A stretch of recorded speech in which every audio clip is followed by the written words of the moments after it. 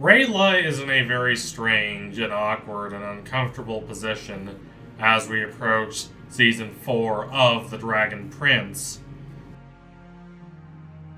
Rejected by her own people, she only had Callum, and she only had the rest of Callum's team.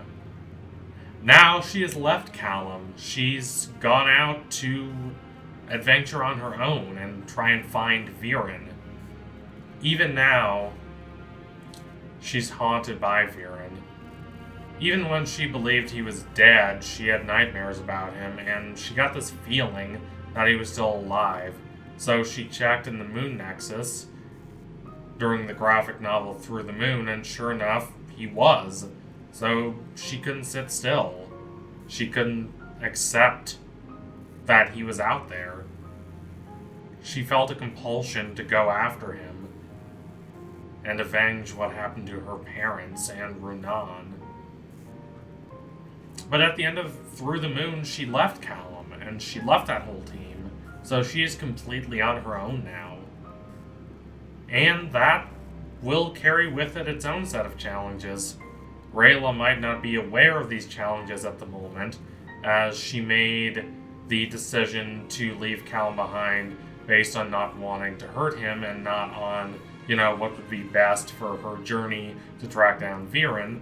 But these factors won't let themselves be ignored forever. Rayla has not had the best luck confronting Viren. The last 2 times she tried to confront him, she very nearly died, and in fact, she would have died had Callum not swooped in and saved her. But will she compensate for this loneliness by reuniting with her own people? By reuniting with the Elves? Well, it's certainly possible. And it would certainly be a benefit for her, but before we get too excited about that possibility, we must think about how the Elves are probably not going to be any warmer to her than they were before.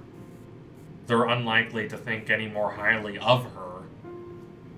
When Rayla finally has her big homecoming moment in Season 3, what do they think of her as? They think of her as an outcast. They think of her as a traitor.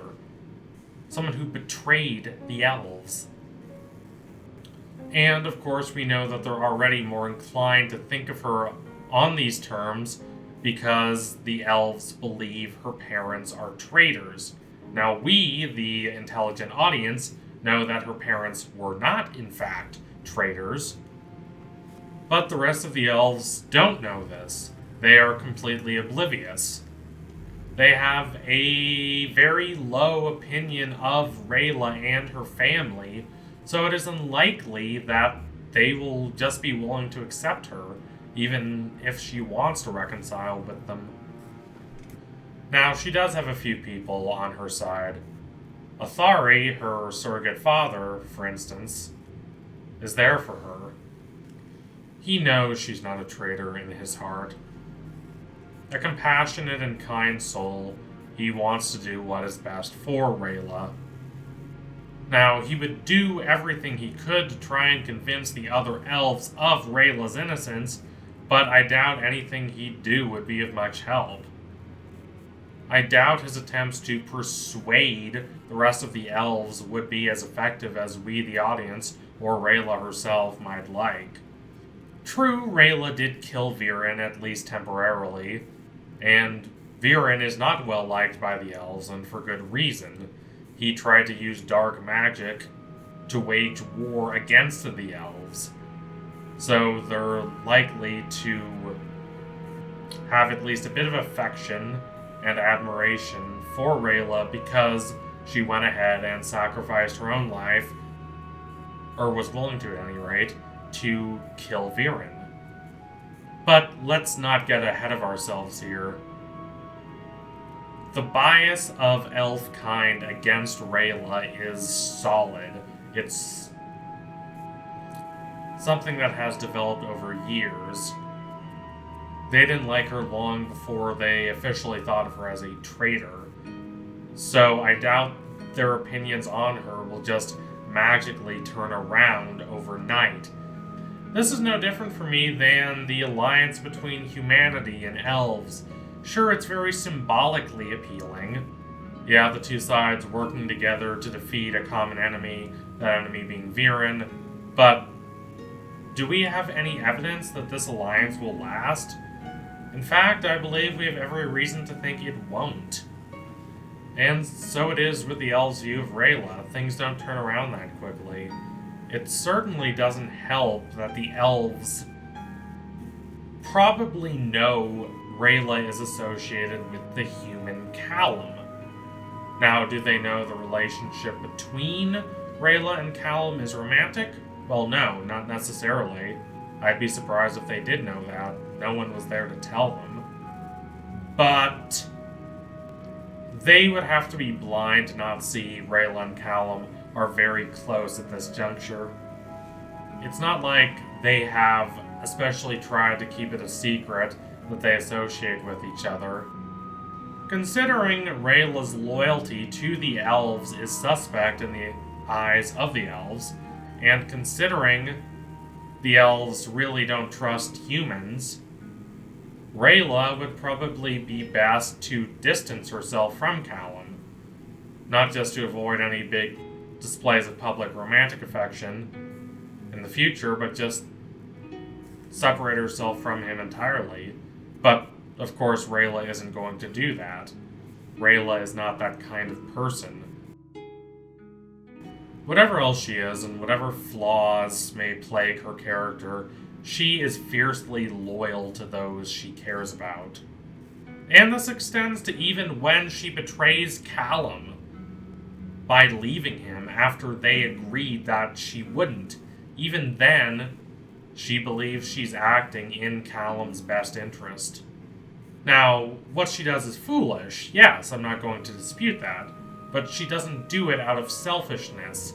She does it out of love and out of her sense of loyalty to those she cares about. So what will, in fact, happen between her and the elves?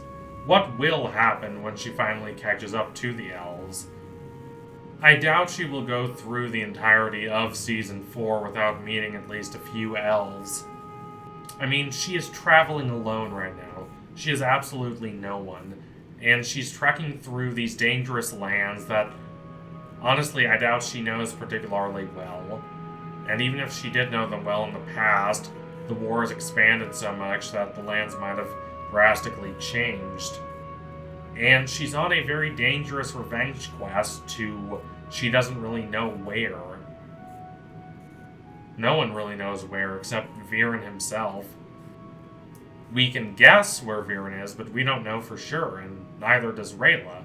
So if she wants to try and find him without reuniting with Callum, she's going to need at least a little bit of help from her fellow elves. Now, might humans help her? Well, it's not impossible, especially if she keeps her goofiness as human Rayla to a minimum. But trying to forge a long-lasting relationship with people who don't have a high opinion of elves would regard her having to be very careful and kind of suppressing some elements of her true self. And Rayla, as we know, is not that timid or strategic. She's very bold and stubborn at times. Think about a point early in the series when Callum is trying to help her. He's trying to vouch for her. But when he calls her one of the good elves, Rayla becomes very offended. And she disrupts for a bit the interaction between Callum and Soren and Claudia, whom he's trying to convince of Rayla's innocence. Yes, Rayla's anger is understandable. I don't know what I would do if I were in her situation.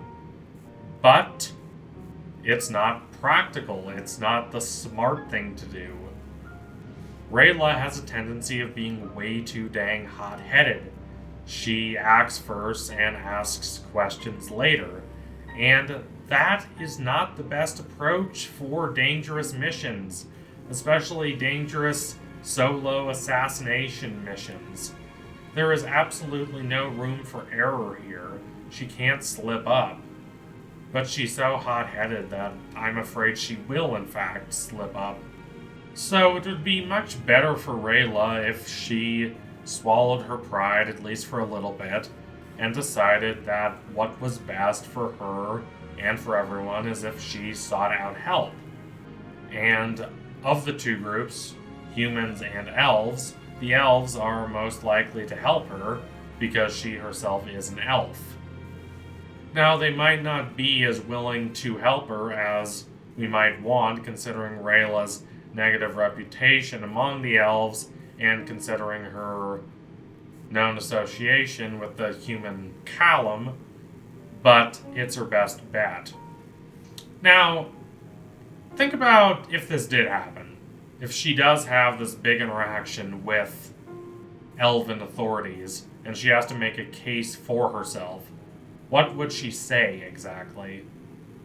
Rayla and Callum as characters are much better at talking about each other than they are talking about themselves, as Season 3 decisively demonstrated. And it does not help that Rayla is not exactly in touch with her feelings. Compared to Callum, she can be kind of isolated emotionally, even isolated from herself. She doesn't really know how to handle all her emotions. And it's not exactly like she possesses a silver tongue. Even the daft Soren has a bit of charm and charisma that Rayla, the introvert, utterly lacks. So, how will she make her case for herself to the elves? How will she advocate for herself? If she's smart, she'll start with what happened with Viren and how she was willing to sacrifice her life to kill him, and how she went after him again in the Moon Nexus, and how she's risking her life once again to try and rid the world once and for all of Viren. But she'll also try in her own little way to make a case in favor of closer relations between humans and elves. A world where the two groups are closer is a world of peace, it's a world of stability, it's a world of prosperity. Any world in which elves and humans see themselves as foes instead of allies is going to be a world with fractures and divisions. It's not going to be a world where Rayla and Callum can live peacefully together. Rayla is going to have to make the case for the kind of world she wants to live in, that peaceful and prosperous world. And she's going to have to frame killing Viren as a way to getting there. Now, being accepted by the elves won't make the rifts between humans and elves magically heal, but if the elves accept her despite knowing about her relationship with Callum, that would be, if nothing else, at least a good start. So thank you all for watching. If you liked what you saw today, don't forget to like, don't forget to comment, and don't forget to subscribe. Donate to my Patreon if you can and you want to see more videos like this. Keep watching The Dragon Prince. It's such a clever and empathetic and warm show. It's getting better with every season. It's getting better at developing this world, the conflicts within it, and most of all, the relationships between these wonderful characters. I can't wait to see what they do in the future. So anyway, tune in soon for my next analysis. It will be coming soon. I promise you that. Thank y'all again. Adios, comrades.